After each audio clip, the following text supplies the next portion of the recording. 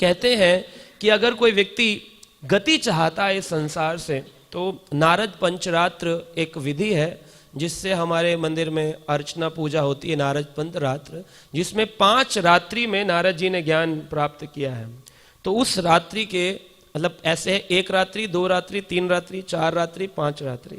तो चौथी रात्रि जो है, 3 रात्रि बीत चुकी हैं, चौथी रात्रि के अध्याय 8 और श्लोक संख्या 9 में यहाँ पर वर्णन आया है, कहा गया है कि कलो गंगा मुक्तिदात्री कलो गीता पराम गति नयस्ति यज्ञ आदि कार्याणि हरेर्नामेव केवलम कलो विमुक्तायो निराणाम नास्तेव गतिर अन्यथा।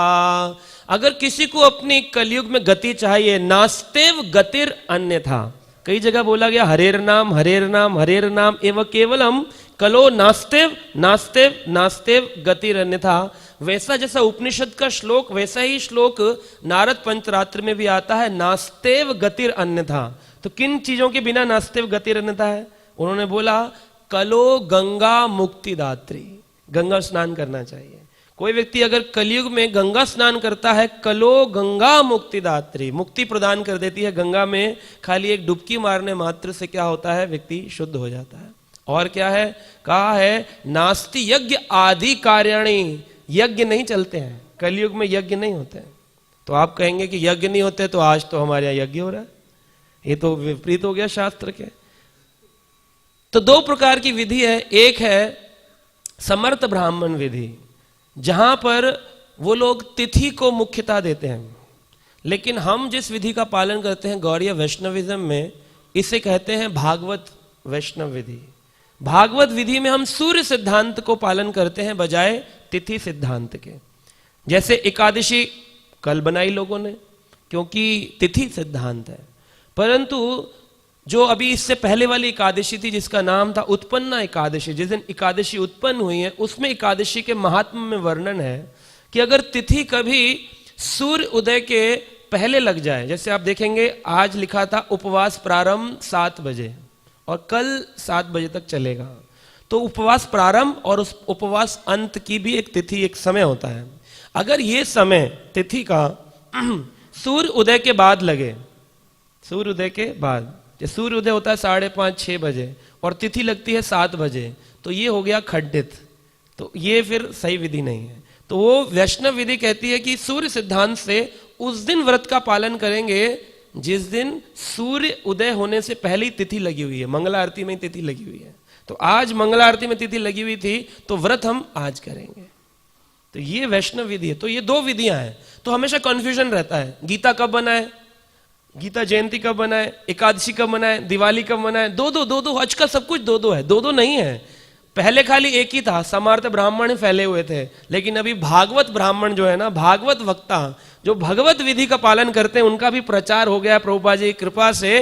तो इसलिए ये वाली ओरिजिनल एकादशी निकल आई है, इसलिए 2-2 लगती है देखने में, लेकिन ओरिजिनल यही है जो खंडित ना हो, जो शुद्ध रूप से रखी जाए। तो ये तिथि सूर्य सिद्धांत, देखिए भक्ति सिद्धांत सरस्वती ठाकुर का तो नाम ही है भक्ति सिद्धांत, क्योंकि उन्होंने सूर्य के सिद्धांत प्रकट किए संसार के सामने, इसीलिए गौड़ीय वैष्णव बहुत सूर्य सिद्धांत का पालन करते हैं। दिवाली भी 2 थी, दिवाली भी 2 थी। तो इस प्रकार से हमें सूर्य सिद्धांत का पालन करना है।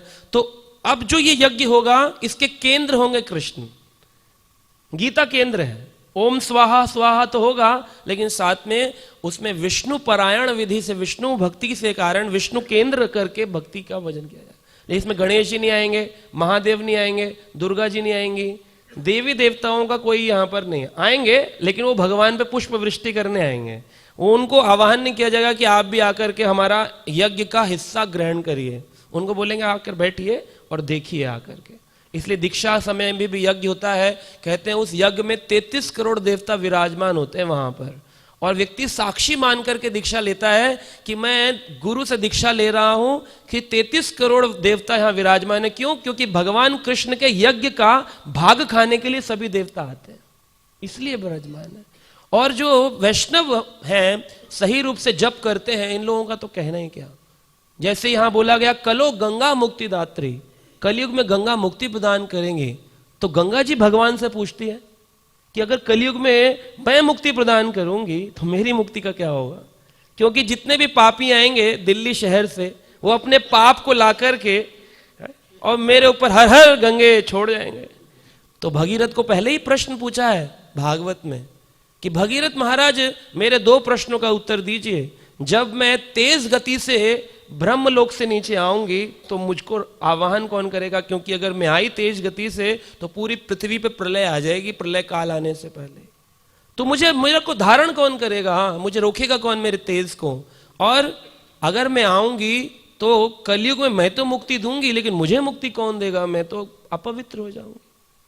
तो फिर उस भागवत प्रसंग में आता है भगीरथ महाराज जो है ना वो तपस्या करते हैं और शिव जी को प्रसन्न कर लेते हैं, और शिव जी जो है वो अपने जटा में धारण करते हैं और उसकी एक लटा, जटा की एक लटा निकाल के कहते हैं अब थोड़ी थोड़ी बूंद बूंद करके गंगा जी पृथ्वी पर प्रकट होगी। तो देखते हैं हम कि जो गंगोत्री का स्रोत है गंगा का, गंगोत्री, वहां से बूंद बूंद करके हल्के रूप में आ रही है गंगा जी, लेकिन पूरी नहीं आ रही है, धीरे धीरे करके आ रही है।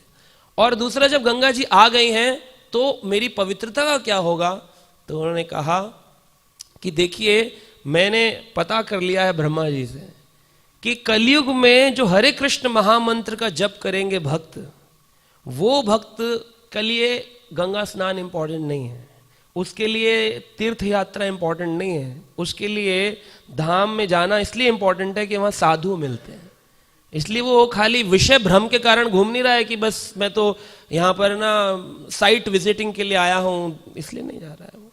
तो फिर वो ऐसा व्यक्ति जो होगा श्रद्धावान हरि नाम का, वो कभी कभी प्रचार करते करते पहुंच जाएगा गंगा के किनारे, इलाहाबाद, प्रयागराज या फिर हरिद्वार, और फिर जाकर के जैसे ही वो व्यक्ति हरे कृष्ण महामंत्र का जप करते करते करते करते गंगा में स्पर्श कर देगा तो क्या होगा, गंगा आपके छूने से वो पवित्र नहीं होगा, उसके छूने से आप पवित्र हो जाएंगे।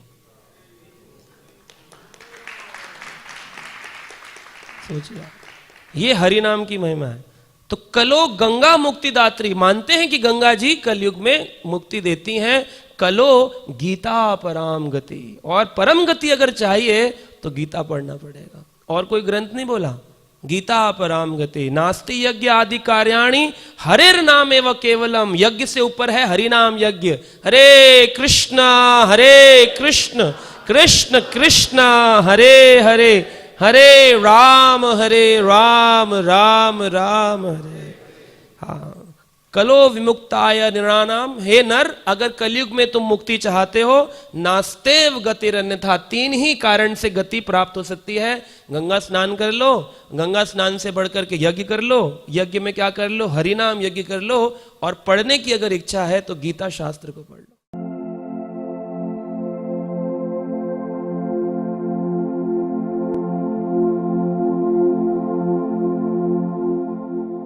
Subscribe now and press the bell icon. Never miss an update.